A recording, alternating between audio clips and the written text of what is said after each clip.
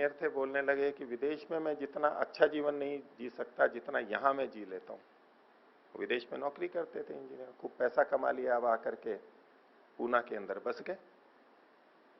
खूब है देखो, बोले क्या क्या सुविधा है, इतना बड़ा मकान है, विदेश में इतना बड़ा मकान मैं नहीं ले सकता था। पैसा उतना ही है लेकिन विदेश में नहीं ले सकता था, यहां ले सकता हूं। विदेश में बर्तन मांजने वाली और मकान साफ करने वाली मैं नहीं रख सकता था, क्योंकि खर्चा बहुत होता है, वो पाल कर ही नहीं सकते। यहां देखो मेरे पास ये है। विदेश में मैं चालक को, ड्राइवर को नहीं रख सकता था, यहां में देखो मेरे पास चालक है, पूरे दिन रहता है, मेरे बच्चों को विद्यालय छोड़ने जाता है गाड़ी से, मेरे को लेकर, उनको बच्चों को लेकर के आ जाता है, मैं निश्चिंत रहता हूं। वहां विदेश में रहता तो अपने बच्चों को विद्यालय लेना ले जाना या तो दूसरे साधन से आते वो अपने आप, या तो मेरे को जाना होता, मैं कर नहीं सकता था। तो मैं उतने ही धन में यहां बहुत सुविधाजनक जीवन जी रहा हूं। ये तो भारत में मूल्य नहीं है उतना जीवों का, प्राणियों का, मनुष्यों का, इसलिए यहां तो बहुत सस्ता है श्रम।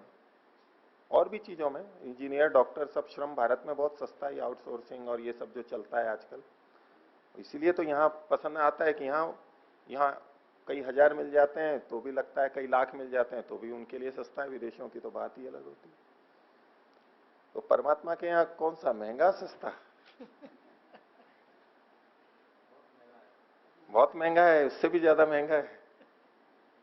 इसलिए दूसरों की सेवा, खुद कर्म नहीं कर रहा है व्यक्ति, मेहनत नहीं कर रहा है दूसरों के लिए, सेवा ली जाती है, खुद भी करते हैं, दूसरों की भी सेवा लेते हैं, इससे संतुलन बना रहता है। लेकिन हम तो कर नहीं रहे हैं दूसरों के लिए, बहुत कम कर रहे हैं और सेवा अधिक ले रहे हैं, तो एक ही परिणाम है, वो पुण्य बहुत तेजी से क्षीण होता है, पता भी नहीं लगेगा कहाँ खत्म हो गया। बैंक की स्लिप भी नहीं आएगी कि आपने किस दुकान पे कितना कितना खरीदा था, वो आज पर्चा आ जाता है, नहीं आएगा, एसएमएस नहीं आएगा कि इतना खर्च हो चुका है आपके खाते में से। धन्यवाद। ठीक, बोलिए। आचार्य जी, ये सिद्धियों के बारे में जो बताया गया, 8 प्रकार की सिद्धियां, जिसमें उपरोक्त जो 5 प्रकार की सिद्धियां हैं, उसके पश्चात इसमें एक पंक्ति है आनंद प्रकाश जी की पुस्तक में कि पूर्वोक्त 5 उपाय रूप सिद्धियों में से ये 3 फल रूप सिद्धियां प्राप्त होती हैं, आध्यात्मिक दुख विघात, आदि भौतिक दुख विघात और आदि दैविक दुख विघात। तो इनका फल 5 प्रकार की सिद्धियों से ये फल बताया, तो इनकी गणना या इसमें 8 में कर दी है, जबकि इसमें 5 को 3 में डाल दिया गया। इसको थोड़ा सा स्पष्ट करें। नहीं, 5 को 3 में नहीं डाला, 3 तो अलग हैं ही। 3 इसका ये कहा है कि ये 5 उपाय रूप सिद्धियों से ये 3 फल रूप सिद्धियां प्राप्त होती हैं। तो वो उपाय रूप सिद्धियां हैं, ये फल रूप सिद्धियां हैं, ऐसे करके उनको अलग अलग ही मान रहे हैं। संख्या तो 8 ही कर रहे हैं ये भी, उनसे ये 3 प्राप्त हुई हैं। प्राप्त हो रही हैं ये कह रहे हैं, जी हाँ, लेकिन अलग माना है फिर भी। हाँ, इसका अलग अलग है। एक उपाय के रूप में कि हम ऐसा ऐसा कर सकते हैं, ये एक सामर्थ्य है, और एक वैसा करने के बाद में जो हमें उपलब्धि मिल गई है वो भी एक सामर्थ्य है। जैसे हम मेहनत कर सकते हैं, ये एक हमारी योग्यता है, और मेहनत करने के बाद में अब हमने अच्छा खासा धन संपत्ति अपनी इकट्ठी कर ली है, आत्मनिर्भर हो गए हैं, ये एक अलग सामर्थ्य हो गई। यानी पैसा कमाने की सामर्थ्य एक तो, और एक पैसा कमा लिया है, इकट्ठा है, वो भी एक सामर्थ्य होती है ना। इसके पास पैसे की ताकत है बहुत। एक तो है पैसा कमाने की ताकत, मेहनत की ताकत, देखिए पैसा कमा लिया तो कहें इसकी बहुत ताकत है, पैसे की भी ताकत होती है ना। जैसे ये कार्य हैं 5, उनका परिणाम है ना, जैसे वो ऐसा लिखा है उन्होंने जी, ऐसा लिखा है, वो भी ताकत होती है। नहीं, पैसे की ताकत होती है नहीं, पैसे से आदमी थोड़ा उछलता है या नहीं, होती है, पैसे से उछलता है नहीं आदमी, चलता है। उछलता है ना। तो ये किसकी ये किसकी ताकत है? पैसे की। पैसे की ताकत है, ये उछलता है आदमी। इसके लिए पंचतंत्र में एक कथा लिखी है छोटी सी, चूहे वाली। अब वैसे तो पंचतंत्र के बच्चों के लिए है, लेकिन एक व्यवहार जो देखा उन्होंने पशु पक्षियों पे घटा करके बताया, केवल भाव, वही उछलने वाली बात बताने के लिए। तो उन्होंने कहा कि एक घर में वो कोई व्यक्ति था, ब्राह्मण या जो भी, उसके छीका लगा हुआ था। छीका जो टांग देते हैं ना ऊपर, बिल्ली से बचने के लिए, चूहों से लटका देते थे उसको। तो बोले मैं वहां खाना बना के रखता हूँ या रखती हूँ, वो ये चूहा आता है जो उछल करके वहां चढ़ जाता है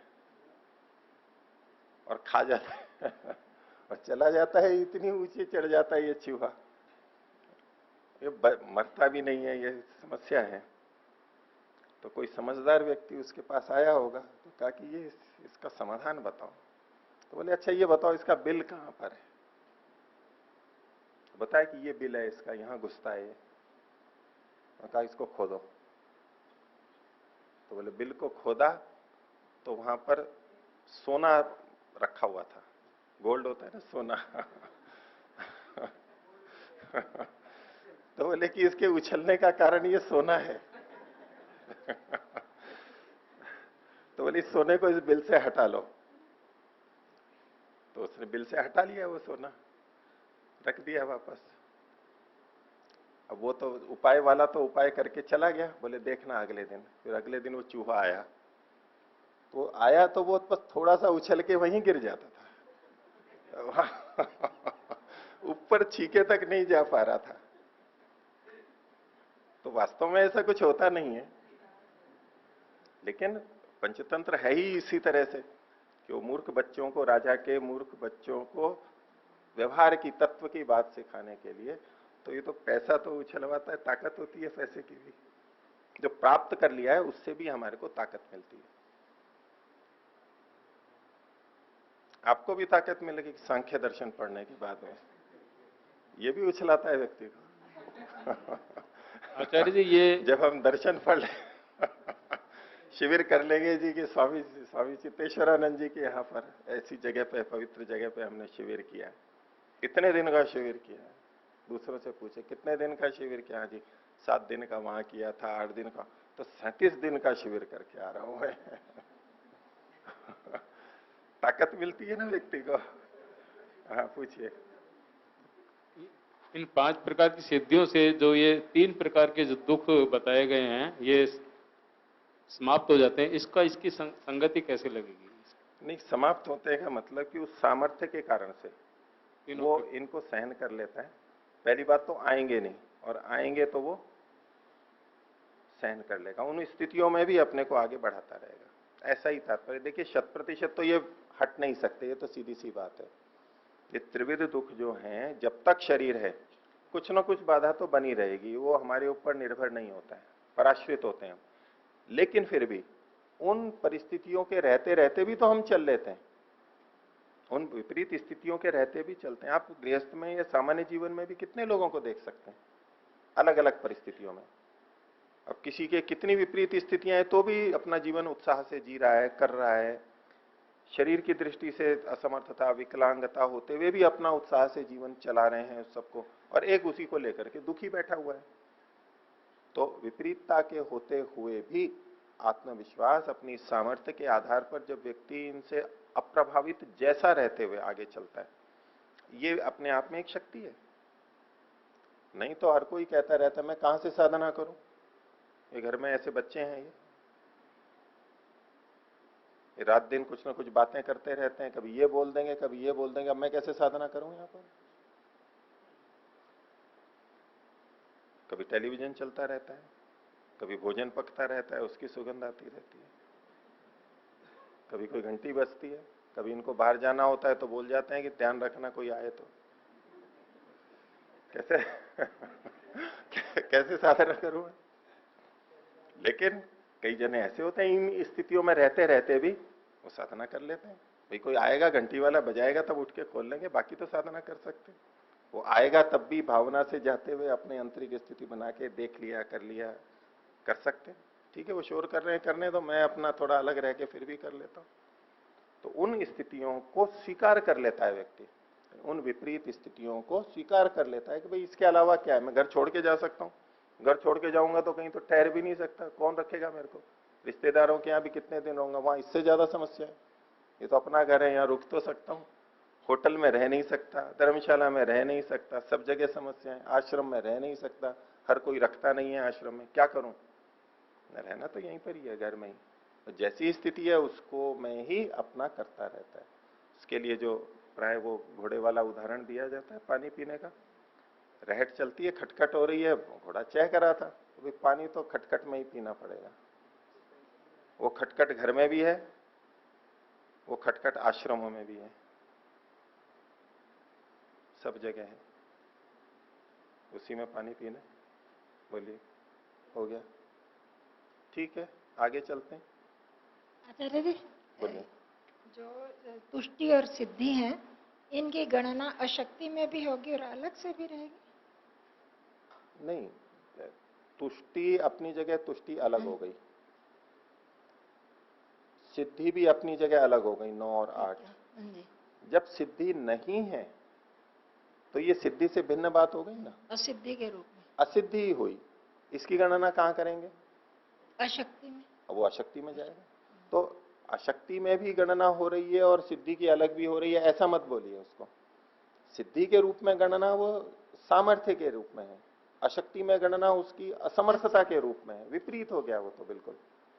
ऐसे ही तुष्टि भी जब गुण के रूप में है तो तुष्टि अलग हो गया, अभी दोष नहीं मानेंगे इसको। लेकिन इसको जब हम अशक्तियों में लेंगे तब यही तुष्टि जब दोष बन जाती है, बाधक बन जाती है, वो गणना होगी। मतलब 2 बार गणना हो रही है ऐसा नहीं समझिए, उसके विपरीत, विपरीत अभाव में वो अशक्ति रूप ही बन जाती है, इसलिए अशक्तियों में उसको कहा। आचार्य जी, आचार्य जी, इसमें ये 10 जो मौलिक अर्थ बताए हैं ये क्या है? बाद में बताएंगे। ओम। आचार्य, ये 45 नंबर सूत्र क्लियर नहीं हो रहा, स्पष्ट नहीं हो पा रहा है। और एक जैसे अभी आपने माताजी को बताया था, इसको पहले करते हैं, ब्रह्मचर्य के उसके विषय में, इसमें पहले। ब्रह्मचर्य विषय और समझा दीजिए प्लीज आचार्य जी। बाकी समझा दिया आपने, ब्रह्मचर्य छोड़ दिया। वो तो उन्होंने जो कहा वो मैंने बता दिया उनको थोड़ा सा। ब्रह्मचारी के लिए विद्या अध्ययन करना, गुरु के पास में रहना, ये आवश्यक है। गुरु के पास में, आचार्य के पास में, जहां भी उनका विद्यालय है, आश्रम है, घर है, उनके निर्देश के अनुसार चलना, अपनी दिनचर्या को रखना ठीक, अध्ययन करना, वो दिनचर्या में शारीरिक सामर्थ्य बढ़ाने के लिए जो व्यायाम आदि है वो करना, ध्यान उपासना करना, गुरु की सेवा करना, उनके बताए हुए कार्यों को करना, ये ब्रह्मचारी के कर्तव्य हैं।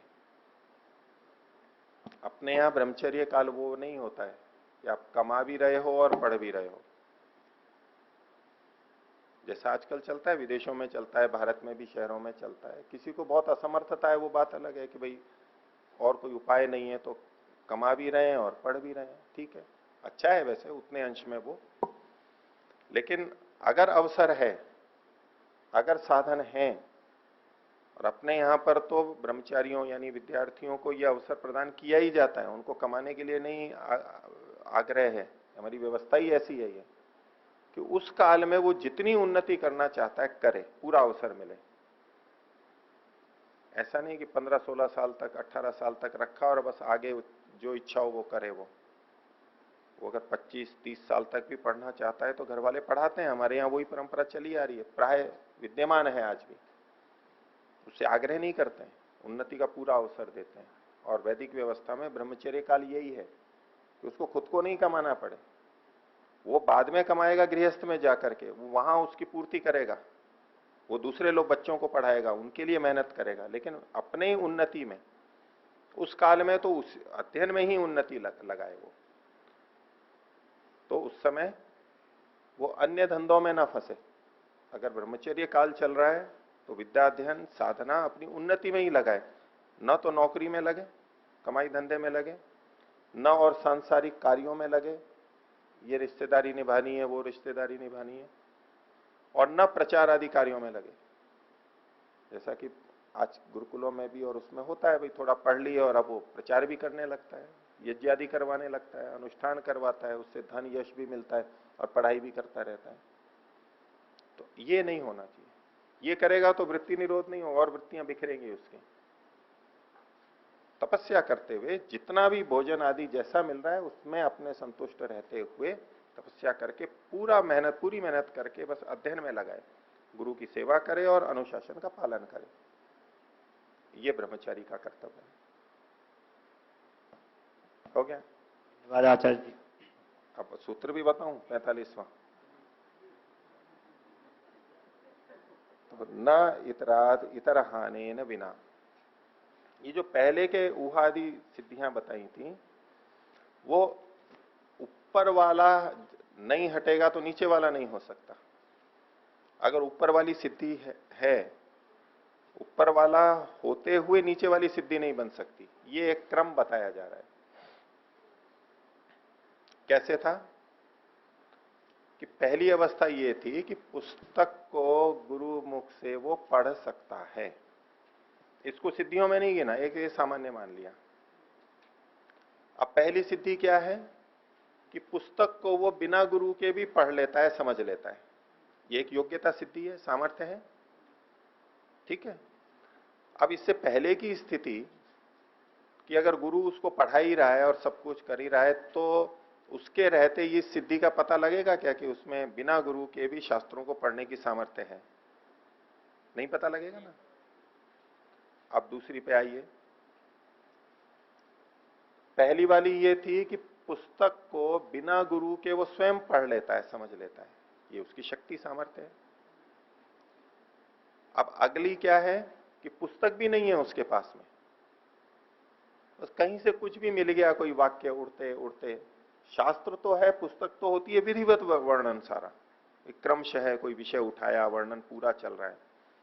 अब बिना शास्त्र के वैसे ही जो शब्द मिलेंगे वो तो कहीं कहीं के कुछ ना कुछ इधर उधर के मिलेंगे, वहां कोई क्रम थोड़ा ना होगा। कभी किसी ने कुछ बोल दिया, कभी किसी ने बोल दिया, उन्हीं वाक्यों से वो अपने तत्वों को समझ लेता है, ये सामर्थ्य। तो ये दूसरी वाली सिद्धि बिना पुस्तक के केवल शब्द से ही बात को समझ लेना, सुन करके, वाक्यों को सुन करके, ये कब मानी जा सकती है? जब उसके पास किताबें नहीं हो। अगर किताबें हैं और किताबों से वो पढ़ रहा है और सारी बातें वहीं से पता लग रही हैं, तो फिर वो जो सुन करके जान लेता है उसका अवसर ही कहाँ है? वो तो पुस्तक पढ़ के ही जान चुका है। उस सामर्थ्य का पता कैसे लगेगा कि इसमें ये सामर्थ्य है? नहीं लगेगा ना। तो पीछे वाली पुस्तक हट गई, अब ये देखा जाएगा कि वो शब्दों को सुन करके भी समझ सकता है या नहीं समझ सकता है। अगला, अब शब्द भी नहीं है, किसी से वचन भी सुनने को नहीं मिल रहे हैं उसको। अगर वचन मिल रहे हैं और फिर वो सीख रहा है तब तो अगली सिद्धि पे जाएगा ही नहीं वो। अब ऐसे स्थल जिस विषय में कोई शब्द भी सुनने को नहीं मिल रहा है, जैसे बड़े बूढ़े बोल देते हैं, कुछ लोकोक्तियां होती हैं, मुहावरे होते हैं, उसमें भी ज्ञान भरा हुआ रहता है और उससे सीख लेता है, वो भी नहीं है उसके पास में। वो केवल संसार की घटनाओं को देख करके ही विवेक वैराग्य को प्राप्त कर रहा होता है भिन्न भिन्न विषयों में। अब ये सिद्धि कब हो सकती है? जब पीछे वाली ना हो। अगर वही बात गुरु ने बता दी उसको पुस्तक से, या बिना गुरु के पुस्तक से पढ़ के उसने सीख ली, अथवा दूसरों से सुन करके कर ली, तो ये सिद्धि फिर कहां रहेगी उस विषय में? अवसर ही नहीं है उसको तो, कि वो बिना शब्दों के केवल घटना से ही सीख लेगा। वो तो वैसे ही सीख चुका, दूसरे से सुन के ही आ गया, अब क्या है? तो ये सिद्धि कब होगी? जब जिन विषयों में पीछे वाली स्थितियां नहीं है, पिछला नहीं है, तो अब वो केवल घटना को देख करके सीख लेता है। अगली स्थिति जिसमें घटना भी नहीं है, केवल उसने पहले जो घटनाएं देखी उसके आधार पर ही विश्लेषण करके नई नई परिस्थितियों, घटनाओं का आकलन निश्चय कर लेता है, वो निर्णय निकाल लेता है विश्लेषण कर करके। ये भी एक सामर्थ्य। ये सामर्थ्य कब कहलाएगी?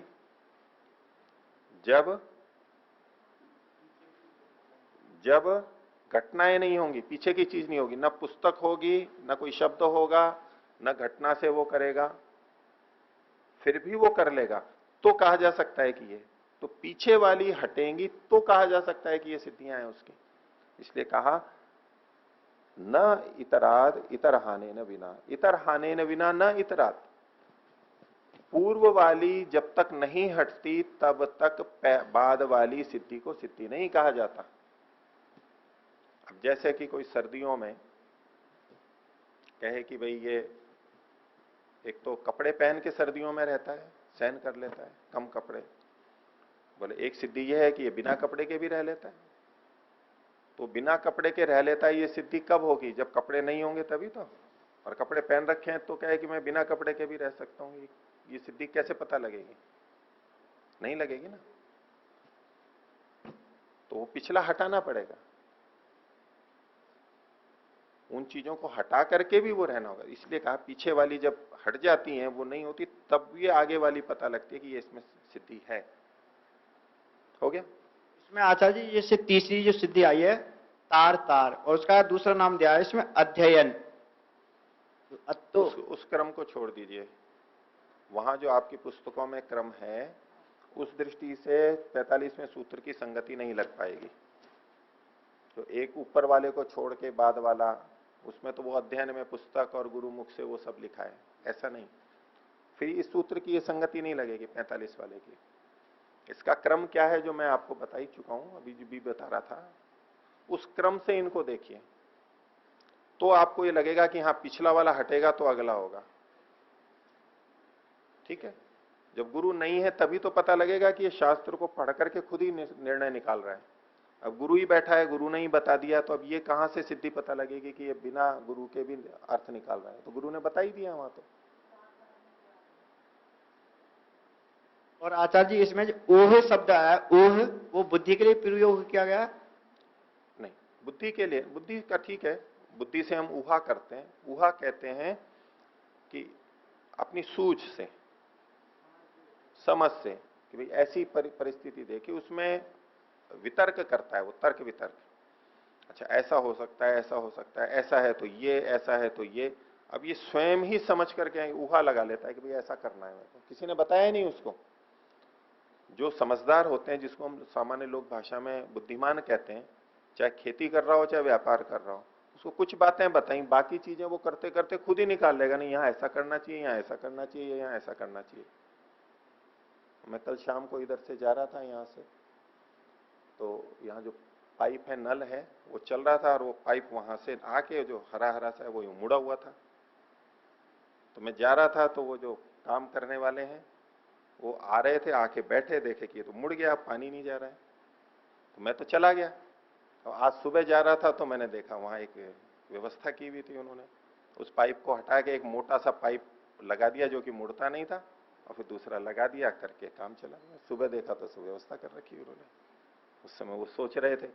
अब उनको किसी ने सिखाया हो तो ठीक है, नहीं सिखाया तो भी समझ से आ गया, ये अपनी ऊहा से खुद कर लेते हैं। ऐसे ही आध्यात्मिक मार्ग में भी कोई समस्या आ गई। अब एक प्राय साधकों के अंदर गुरु पे इतनी निर्भरता हो जाती है, अनेक बार पुस्तकों पे इतनी निर्भरता हो जाती है कि कुछ समस्या आई, उनसे पूछना है भाई अब मैं यहाँ क्या करूं, भाई पुस्तक में देखो इसका क्या समाधान है। ठीक है, वो भी किया जा सकता है, लेकिन ये मार्ग ऐसा है, परमपिता परमात्मा भी तो सहायता करता है, और उसने ऐसा तंत्र बना के दे रखा है कि हम यत्न करें तो स्वयं भी हम समाधान खोज लेते हैं। जैसे कई बार बच्चों का ऐसा पालन पोषण हो कि कुछ भी करना हो माता पिता से पूछना, कुछ भी करना हो माता पिता से पूछना। वो शुरू में तो वो आज्ञाकारिता की दृष्टि से बहुत अच्छा लगेगा, लेकिन उससे बच्चा ऐसा बन जाता है, या हम ऐसा बना देते हैं उसको कि वो खुद ही चलने में असमर्थ हो जाता है। जब होगा माता पिता का मुंह देखेगा।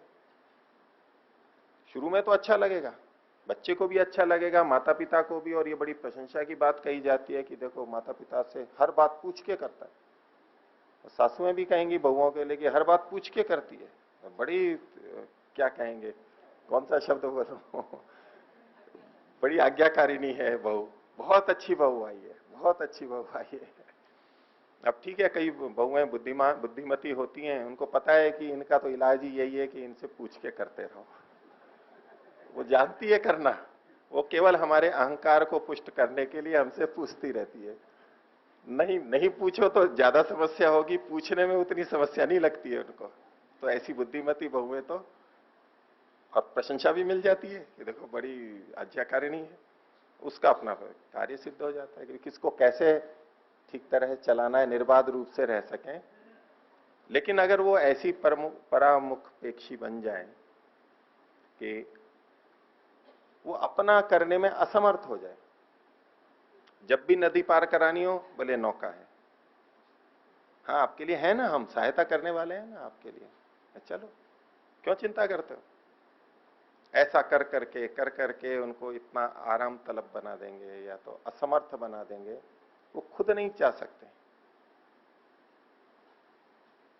इसी तरह आप मत संप्रदायों में बहुत व्यापक रोग देखेंगे। ये कुछ भी हो, हर समस्या का समाधान गुरु करा देंगे ना। वो भी ठीक है कि भाई गुरु से हमने पूछा, उन्होंने समाधान बताया और अब हमें खुद करना है, लेकिन कई इससे भी वो ऊंचे गुरु होते हैं। होते हैं ना ऐसे, बड़े गुरु होते हैं, तभी तो बड़ी शक्ति होती है ना उनमें। तो भाई आप प्रार्थना कर दो बस और वो पार कर देंगे। अब जहां हो बस प्रार्थना कर दो, गुरु बैठे हैं ना, वो पार कर देंगे हमारे को। इतनी सुरक्षा, इतनी कृपा उनकी रहती है। ठीक है, ये असमर्थता है, ये परावलंबन है। एक सीमा तक ठीक है, हम गिर गए हैं, हमें उठाने के लिए सहायता की आवश्यकता है तो है, लेकिन हम गिर गए हैं तो हम खुद उठ सकें, ये अधिक प्रसन्नता की बात है। हम खुद उठ सकते हो, हमें खुद को पता हो, हम खुद थोड़ा प्रयत्न करके ढूंढेंगे रास्ता। ये प्रवृत्ति साधक को करनी पड़ेगी, नहीं तो फिर रोते हैं। फिर कई साधक लोग यही कहते रहते हैं, जी अब गुरुजी बीमार हो गए, अब क्या होगा हमारा, अब गुरुजी का जीवन जाने वाला हो रहा है, उसके बाद क्या होगा, ये अध्यात्म मार्ग कैसे चलेगा। आपको ऐसे रोते हुए मिलेंगे बहुत लोग, और इसको गुरु भक्ति कहा जाता है। अच्छा माना जाता है ना, गुण है ये। रोते रहते हैं, कष्ट पाते रहते हैं और उसको अच्छा भी मानते हैं, वो प्रेम भी लगता है उनको। हाँ, सच्चा गुरु का भक्त तो यही है, कुछ भी बात होती है जाके पूछता है। गुरु ने जो बताया, उनकी बताई हुई बात में कोई दम है या नहीं है कि जो आपको खुद को समर्थ बना दे। क्या उनकी बातें इतनी असमर्थ थी कि उन्होंने बता भी दिया और आप समर्थ भी नहीं हो और बार बार फिर वहीं वहीं जा करके पूछ रहे हैं। ये तो एक तरह से गुरु की निंदा हो गई, गुरु की बातों में दम ही नहीं था। और गुरु ने अपने को समर्थ ही नहीं बनाया बच्चों को, अपने शिष्यों को, कि वो खुद अपना निर्णय कर सके। तो महर्षि दयानंद के लिए यही तो विशेष कहा जाता है, उन्होंने पार नहीं लगाया, उन्होंने तैरना सिखाया। ठीक है, पार लगाना भी बहुत कृपा होती है, किसी ने कर दिया, लेकिन तैरना भी सिखा दे व्यक्ति को। ठीक है, तो ऐसे गुरुओं के जितना है उतना लिया। आप ज्यादा गुरु का समय लेंगे तो पुण्य किसका खर्च होगा, किसका होगा। और गुरु के तो वारे नहीं आ रहे हैं, गुरु को तो क्या है, आप जितना पूछोगे उतना उनका तो पुण्य बनेगा। उनको क्या कमी है, उनको साधन भी मिलेंगे, उनको सेवा भी मिलेगी, उनको आपका प्रणाम भी मिलेगा, आदर मिलेगा, खान पान मिलेगा, सब कुछ मिलेगा। गुरु को क्या हानि है, अब पुण्य भी बनेगा। खर्चा किसका हो रहा है, खर्चा तो शिष्य का हो रहा है, उपयोग तो हम ले रहे हैं ना उनके समय का, तो पुण्य तो हमारा खर्च हो रहा है। तो हमें अपने उसका भी तो ध्यान रखना है और स्वयं समर्थ होकर के हमें कार्य करना है। अपनी गाड़ी को खुद ड्राइव करना है, सेवक रखेंगे, खर्चा होगा, करेंगे, क्यों दूसरों की, तो अपनी गाड़ी खुद चला लेंगे। हाँ, जिनके पास पुण्य अधिक है, जो अधिक सुविधा पसंद है, आराम से अध्यात्म मार्ग पे चलना चाहते हैं, वो दूसरों की सहायता अधिक लें तो ठीक है। लेकिन ये सहारे भी तो जब ये कहते हैं अध्यात्म में अधिक दिन नहीं टिकते, जब बेटे बेटी सहारे नहीं टिकते, माता पिता नहीं टिकते, तो गुरु कितना टिकेगा, वो भी तो शरीरधारी है, आखिर तो हमें ही करना है। ठीक है, आगे चलेंगे। धन्यवाद आचार्य जी। ये एक दान का और बता दीजिए, दान नहीं समझ में आया। वो उन्होंने आनंद प्रकाश जी ने लिखा है ना। ये अष्ट सिद्धि में 5वां है, सदा मुदित।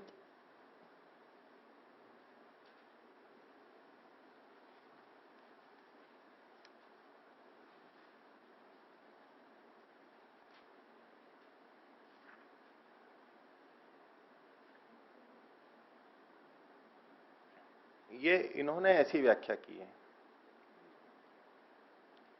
ये क्या है, सदा मुदित जो है, सदा प्रमुदित या मुदित, कि बाह्य पदार्थों की अपेक्षा के बिना भी निर्मलता की शुद्धि की सिद्धि, अपने वैराग्य की, बाहर का कोई साधन नहीं है, उसके बिना भी हमने अपनी उस स्थिति को बनाया,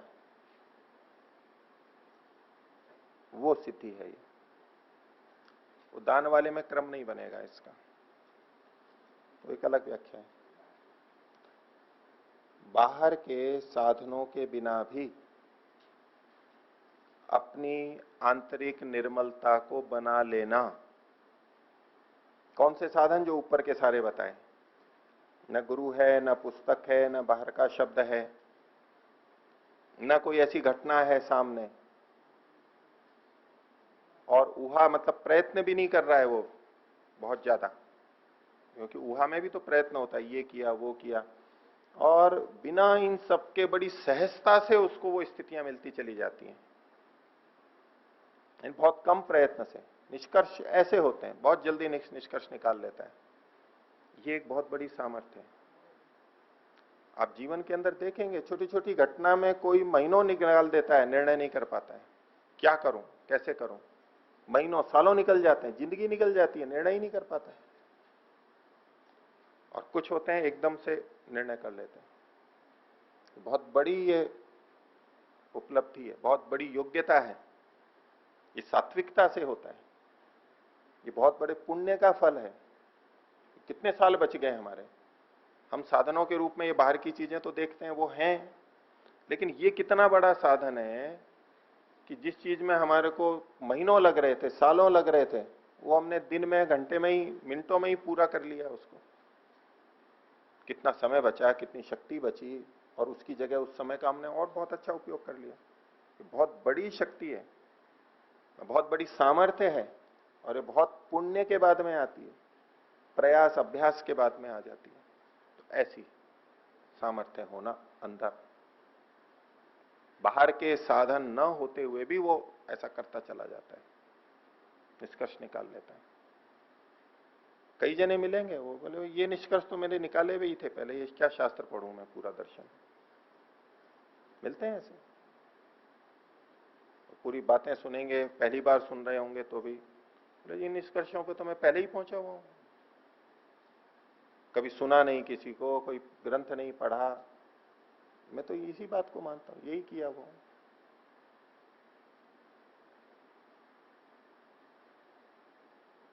ठीक है, पाठ के बाद में एक बात बताऊंगा, पूछना मेरे से, बोलिए। ये 45वें सूत्र के बारे में आपने जो व्याख्या की है, आनंद प्रकाश जी की पुस्तक में व्याख्या भी भिन्न है, अर्थ भी भिन्न है। इन्होंने कहा है कि जो ऊहा आदि जो 5 सिद्धियां हैं, ये सिद्धियां जब तक कि विपर्य शक्ति और तुष्टि की जो हानि है, ये जो 42 प्रकार की हैं, इनका जब तक विघात नहीं होगा तब तक ये 5 प्रकार की ऊहा आदि सिद्धियां नहीं प्राप्त होती, ऐसा इनका आशय है। ठीक इस है, पुस्तक में वो भी बात ठीक है, सिद्धांत तो उसमें कोई दोष नहीं है कि जब तक अविद्यादि समाप्त नहीं होती तब तक ये नहीं होंगे। आपने कहा कि जो पहली सिद्धि की योग्यता, वो एक अलग व्याख्या है, मैं आपके इस प्रश्न का उत्तर दे रहा हूं। आपने कहा उन्होंने ये व्याख्या की, मैंने कहा ठीक है, वो भी संगत हो सकती है,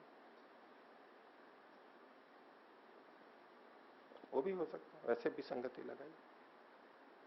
ठीक है, आगे का पाठ देखते हैं कुछ। तो शरीरों के बारे में पीछे चर्चा चली थी, 50वें सूत्र तक हमने पिछली कक्षा में देखा। अब ये जो शरीर मिल रहे हैं हमें, विभिन्न शरीर मिल रहे हैं, और ये शरीर बने हैं मूल प्रकृति से, मूल प्रकृति से और चीजें बनी, उससे और चीजें बनी, ऐसे हमारे को मिल रहे हैं। तो ये प्रकृति हमें ये दे कैसे देती है, उसको क्या पता है किस आत्मा को कैसा शरीर देना है, क्यों देना है, किस आधार पर यह भिन्नता है। वो प्रकृति, मूल प्रकृति चेष्टा कैसे करती है, उसने शरीर दिया है, शरीर बना है, तो कुछ चेष्टा तो हुई है ना, क्रिया तो हुई है, ये कैसे हो रही है उसके अंदर। तो इस विषय में कुछ बातें अब लगातार बताई जाएगी, अलग अलग दृष्टि से बताई जाएगी। उनके भाव लेना, जो का तो नहीं होता है, उदाहरण दिए जाते हैं, भाव उसके भी ऐसा ऐसा होता है, उतने अंश में लेना। ऐसा भी कह सकते हैं, ऐसा भी है, ऐसा है, ऐसा है, एक समझाने के लिए एक तरीका इन्होंने दिया। तो 51वां सूत्र बोलिए। कर्म वैचित्र्यात् प्रधान चेष्टा गर्भदासवत। प्रधान चेष्टा, प्रधान का मतलब है मूल प्रकृति, उसको प्रधान नाम से कहा जाता है। अव्यक्त कहते हैं, प्रधान कहते हैं, मूल प्रकृति कहते हैं, वो प्रधान। तो उसकी जो चेष्टा है, क्रिया है, वैसे वो जड़ है। इसका ये अर्थ नहीं लेना कि वो उसको चेतन मानते हैं, जड़ ही है वो, लेकिन क्रिया तो हो ही रही है ना। अभी बाहर से जो क्रिया दिख रही है कि उससे हम ये सारा शरीर बन रहा है, हमारे कोई चीजें बन रही हैं, तो कुछ चेष्टा तो हो रही है, कैसे भी, कैसे ये हो रहा है। तो बोले प्रधान की जो चेष्टा है वो कैसे होती है, कर्म वैचित्र्यात्, कर्म की विचित्रता से होती है। कर्म किनके, आत्माओं के अपने अपने कर्म कि गर्भ, इसकी प्रधान की चेष्टा, किसी को मनुष्य शरीर दिया, किसी को पशु शरीर दिया, किसी को वृक्ष आदि का शरीर दिया, और इनमें भी जो भिन्नता है ये क्यों हो रही है, तो कर्म की विचित्रता से। कर्म किसके, आत्मा के। तो वैसे पीछे एक बात कही गई है, वो अपनी जगह सिद्ध है कि कर्म बंधन का कारण नहीं होता, ये बात ठीक है, लेकिन कर्म के अनुसार हमें शरीर मिलता है, ये भी बात ठीक है। तो प्रधान की जो भी चेष्टा है हमारे लिए, और वो है कर्म की विचित्रता के कारण, कर्म की भिन्नता के कारण से शरीरों की भिन्नता है, कर्मानुसार मिला है। सिद्धांत है, हम सभी इस बात को समझते हैं, मानते हैं। ये कैसे है, तो बोले ये प्रधान तो शुरू से ही आत्मा के हित के लिए ही बना हुआ है, ये और कुछ कर ही नहीं सकता। प्रधान यानी मूल प्रकृति और कुछ नहीं कर सकती, वो एक तरह से परतंत्र है, आत्मा के लिए ही करेगी। कैसे, तो उसके लिए उदाहरण दिया गर्भ दासवत। दास प्रथा को आप जानते हैं, दास होते हैं ना, एक तरह से सेवक कह लीजिए, कि कई बार वो बंध जाते हैं, जैसे बंधुआ मजदूर होते हैं, तो वो उसी स्वामी की सेवा करेगा और कुछ नहीं कर सकता। ऐसा कुछ अनुबंध हो जाता है, ऐसा स्थितियां, नियम लग जाते हैं उस पर कि वो और कुछ नहीं कर सकता, तो वो तो दास होते हैं। और कई बार ऐसी दासता हो जाती है कि पीढ़ी दर पीढ़ी की इसके जितने भी बच्चे होंगे वो भी हमारे ही परिवार की सेवा करेंगे, ऐसी ऐसी भी स्थितियां बनती हैं। तो अब जो बच्चा अभी गर्भ में है, उसने कुछ किया नहीं है, कुछ उसने उधार नहीं लिया, लेकिन वो भी दास के रूप में अभी से, जो गर्भ से ही दास पैदा होता है, यानी बचपन से ही जो दास ही होता है, ऐसा। गर्भदास का या दास प्रथा का समर्थन नहीं किया जा रहा है यहां पर, लेकिन ऐसा होता है, उसको बताने के लिए कह रहे हैं कि ये जो प्रधान है ये तो हमारी दास है। और कैसी दास है, गर्भदास के समान है, इसे कुछ और नहीं कर सकती। इसकी तो नियति ही यही है कि हमारे कर्म के अनुसार हमें शरीर प्रदान करेगी। तो प्रकृति क्यों हमें करती है, कर्म के अनुसार करती है, और चूंकि वो परतंत्र है, वो बस हमारे लिए करेगी ही, गर्भदास के समान। उसके पास और कोई उपाय नहीं है। गर्भदास के पास बंधुआ मजदूर या तो बाल मजदूर जो से होते हैं, उनके पास और कोई उपाय ही नहीं है, चारा ही नहीं है, ऐसी स्थितियां बन जाती हैं। तो ऐसे प्रधान के पास भी कोई उपाय नहीं है, वो तो हमारे लिए करेगी, एक तरह से समझाया। तो जब ये बात कही ऐसे शरीर की प्रवृत्ति होती है, तो पीछे जो 3 प्रकार के शरीर बताए थे उसमें सात्विक भी बताया, सबसे ऊंचा वाला। तो बोले सात्विक आपने बताया ऊर्ध्वम सत्व विशालाय सबसे ऊंचा होता है, तो इसी से मनुष्य जीवन की कृतकृत्यता क्यों नहीं मान ली जाए कि जितना अच्छे से अच्छा शरीर हो सकता था, बुद्धि हो सकती थी, वो सब हो गई उसको। तो ये मुक्ति वुक्ति की बात छोड़ें, इसी को ही हम सबसे श्रेष्ठ क्यों नहीं मान लिया जाए? जीवन का की कृतकृत्यता, पूरी तृप्ति इसी पे ही क्यों ना मान ली जाए? तो उसका उत्तर अब 52वें सूत्र में, अगले सूत्र में दे रहे हैं। बोलिए, आवृत्ति ही तत्रापि उत्तरोत्तर योनि योगात हेयः। ये जो सात्विक स्थितियां हैं, सात्विक शरीर हैं, ये भी हे हैं, छोड़ने योग्य हैं एक स्थिति में जाकर के। अभी हम तामसिक हैं तो राजसिक शरीर हमारे को हे नहीं होता है, हमारे को चाहिए, तामसिक शरीर को हे है।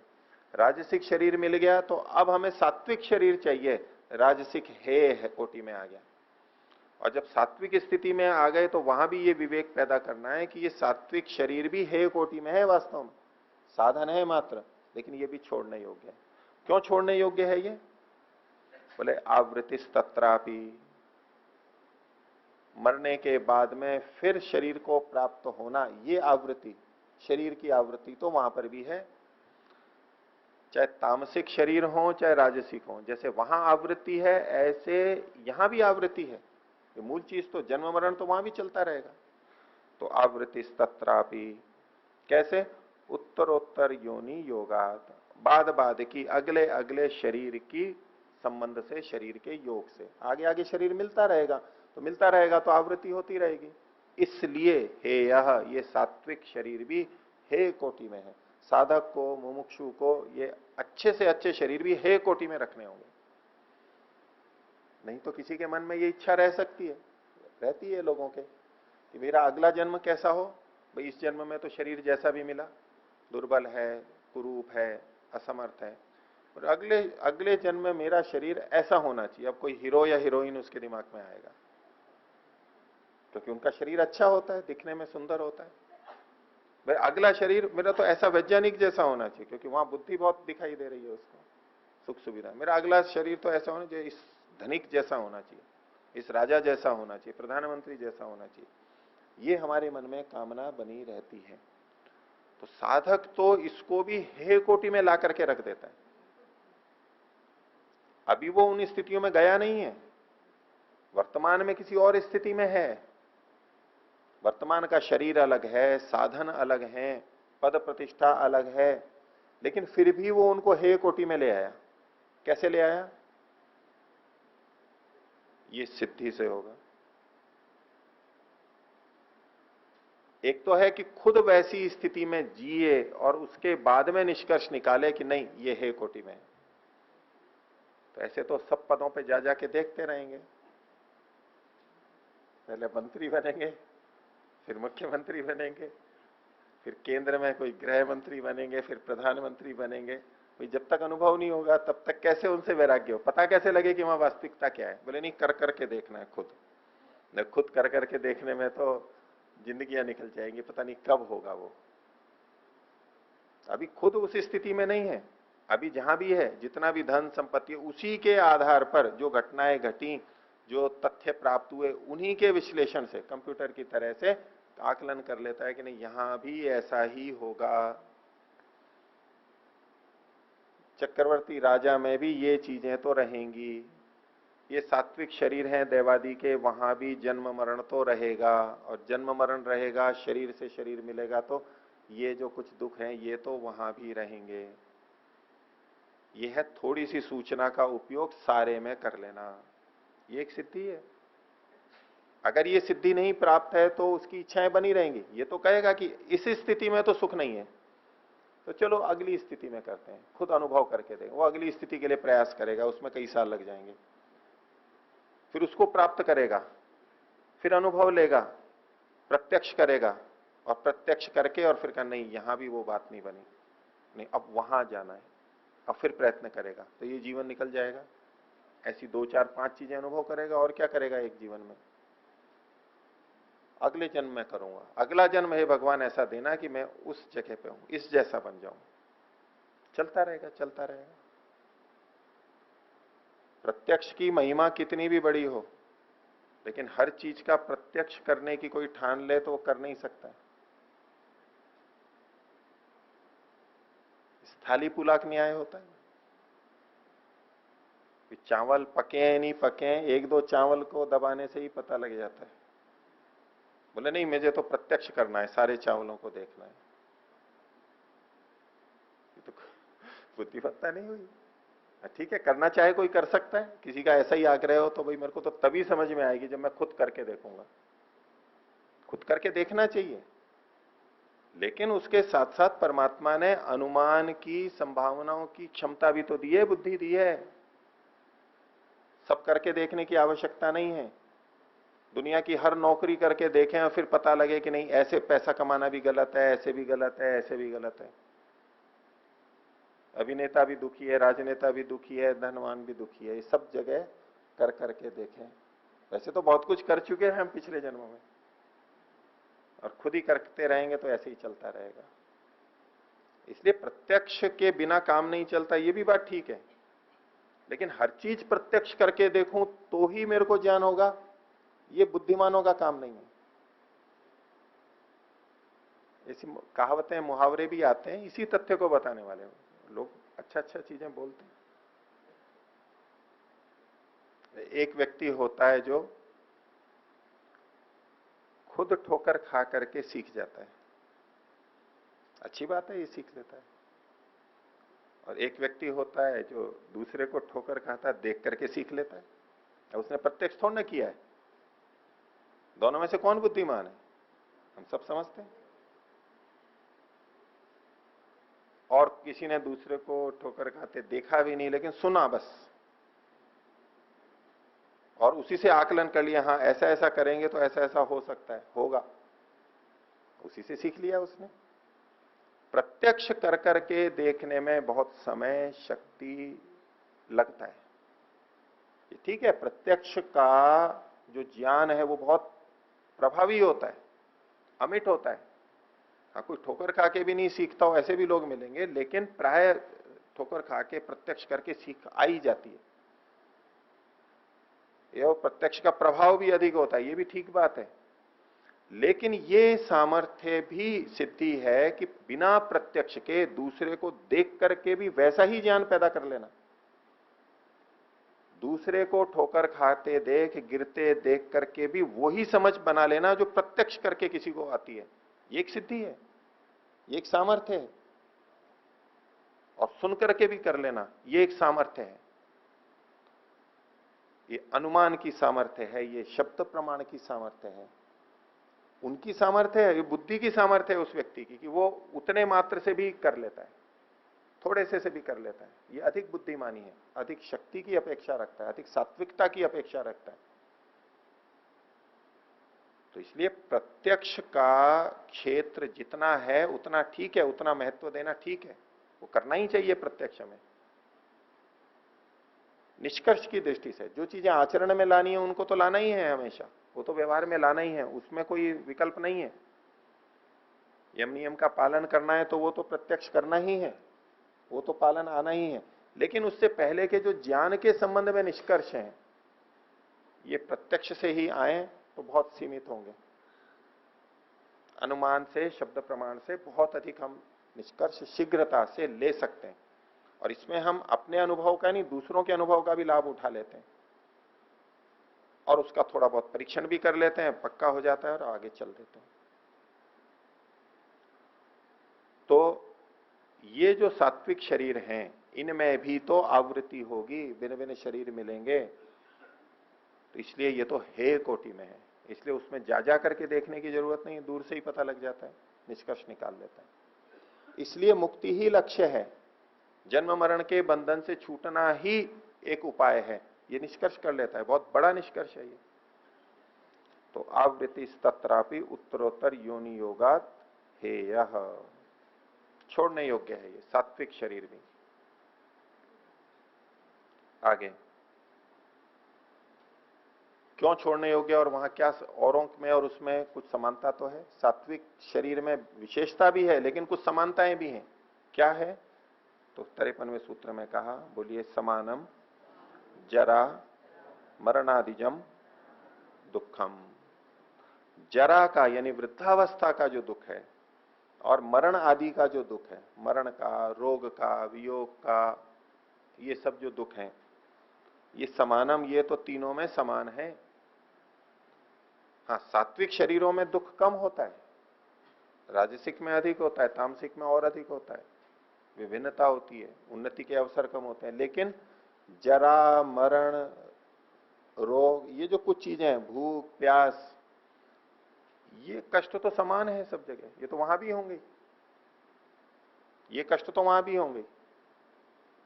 इसलिए, और ये कष्ट भी नहीं चाहिए उसको, इतने कष्ट भी नहीं चाहिए, इसलिए इसको हे कोटि के अंदर ला करके छोड़ देता हूं। नहीं चाहिए मुझे ऐसा, मेरे को तो जन्म मरण के चक्र से ही छूटना है। तो कहा कि अच्छा चलो, ये शरीर तो ठीक है, आपने 3 तरह के बताए, लेकिन कुछ और ऊंची स्थितियां भी तो साधना की बताई जाती हैं, उसी से कृतकृत्यता हो जाएगी। ये मुक्ति वुक्ति की बात क्या है? कई लोग बोलते भी रहते हैं ना इसमें, हमें मुक्ति वुक्ति कुछ नहीं चाहिए, मेरे को तो यही जीवन में इतना अच्छा है। सकारात्मक दृष्टि होनी चाहिए हमारी। देखो कितनी सुख है, कितनी प्रसन्नता है, कितने अच्छे लोग हैं, यही अच्छा करना, सेवा करना, इसी में मेरे को तो अच्छा है, न मुक्ति नहीं चाहिए मेरे को। ऐसे ऐसे साधना में भी कुछ कुछ अनुभूतियां होती हैं अलग अलग। उन स्थितियों में उन स्थितियों में जा करके व्यक्ति ये सोचता है कि बस ये ही है, बस अब मुक्ति वुक्ति नहीं, ये तो ये अंतिम स्थिति तो मैंने शरीर में ही प्राप्त कर ली, अब मुक्ति से क्या करना है। ऐसा यदि किसी के मन में आए तो कुछ स्थिति, एक स्थिति आगे बताई, 54वां सूत्र बोलिए। न कारण लयात कृतकृत्यता मग्नवत उत्थानात्। ये कारण में लय होना, ये एक स्थिति बताई है। ये जो कार्य जगत है, शरीर है, मन है, ये उसका ऐसे जैसे कारण में विलीन हो गया हो। जैसे मुक्ति में जाते हैं तो वो अपने से पृथक हो जाता है और कारण में विलीन हो जाता है, ऐसे कारण में विलीन हो गया हो, मुक्ति में नहीं गया है अभी वो। योग दर्शन में भी आता है विदेह और प्रकृति लय।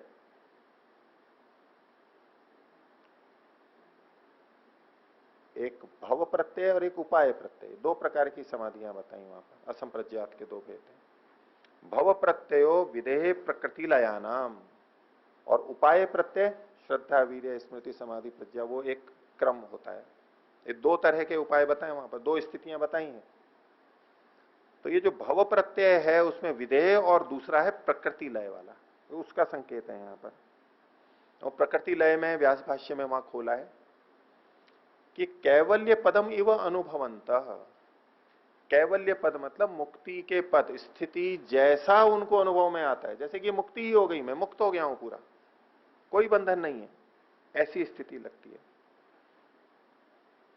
तो मन प्रकृति में विलीन हो गया है जैसे, और वो बिल्कुल बंधनों से मुक्त स्थिति को अनुभव करता है, ये प्रकृति विलय। तो बोले प्रकृति लय स्थिति भी तो आती है, उसी से कृतकृत्यता हो जाएगी, मुक्ति की बात क्यों कर रहे हो आप? तो उसके लिए कहा कि न कारण लयात कृतकृत्यता, ये कारण लय वाली जो स्थिति है भव प्रत्यय योगियों की, देवों के लिए लिखा है वहां पर। उपाय प्रत्यय योगियों का होता है, भव प्रत्यय देवों का होता है, व्यास भाष्य में देवों का लेकर लिखा है। बहुत ऊंची स्थितियां हैं ये। तो उनके अपने इतने अच्छे कर्माशय होते हैं, ऐसी स्थितियां होती हैं कि जिसके कारण वो उन जगहों पे जाते हैं, ऐसी अनुभूति में चले जाते हैं। तो कहा कि इसमें भी न कृतकृत्यता, कृतकृत्यता तो वहां भी नहीं है। जो चरम की प्राप्ति है, मुक्ति की प्राप्ति है कि सब कुछ प्राप्त हो गया, प्राप्तम प्रापणियम, ये तो कारण लय में भी नहीं होता है। क्यों? बोले मग्नवत उत्थानात्, जैसे कोई पानी में मग्न हो, निमग्न हो, डूबे, तो गर्मी से छुटकारा हो जाता है। बाहर गर्मी है ना, पानी ठंडा है गंगा का, उसमें डुबकी लगाई, बहुत अच्छा लग रहा है, जैसे कि गर्मी से छुटकारा मिल गया। लेकिन मग्न हुआ है, उसको वापस उत्थान होता ही है, वो निकल करके बाहर आता ही है, फिर वैसी धूप, फिर वैसी गर्मी। तो ऐसे ही जो ये प्रकृति लय होते हैं या कारण में लीन हो जाते हैं, बंधन से रहित स्थिति को अनुभव करते हैं, थोड़ी देर बाद में फिर वहां से बाहर आएंगे वो। जब तक वो कर्म संस्कार उनका शेष नहीं रहता है, जब तक है तब तक रहता रहेगा, और वो जैसे ही भोग पूरा होगा, ये भी एक तरह का भोग है, उसके पूरा होते ही वापस फिर यहां पर आएगा वो। तो इसलिए कहा कि ये भी कृतकृत्यता नहीं है, फिर लौट के आएगा, भले ही वहां मुक्ति जैसा अनुभव करते हो। तो न कारण लयात कृत्यता मग्नवत उत्थानात। और ये चाहता है कि मेरे को उस तरह से वापस बंधन में नहीं आना पड़े, इसलिए नितांत मुक्ति ही कृतकृत्यता है। कोई अवसर नहीं छोड़ रहे हैं ये। त्रिविध दुखों की अत्यंत निवृत्ति इस कारण लय में भी नहीं है, उस जैसी अनुभूति होती है, लेकिन वास्तव में वो है नहीं। तो आज का ये पाठ इतना ही रखते हैं। प्रणव।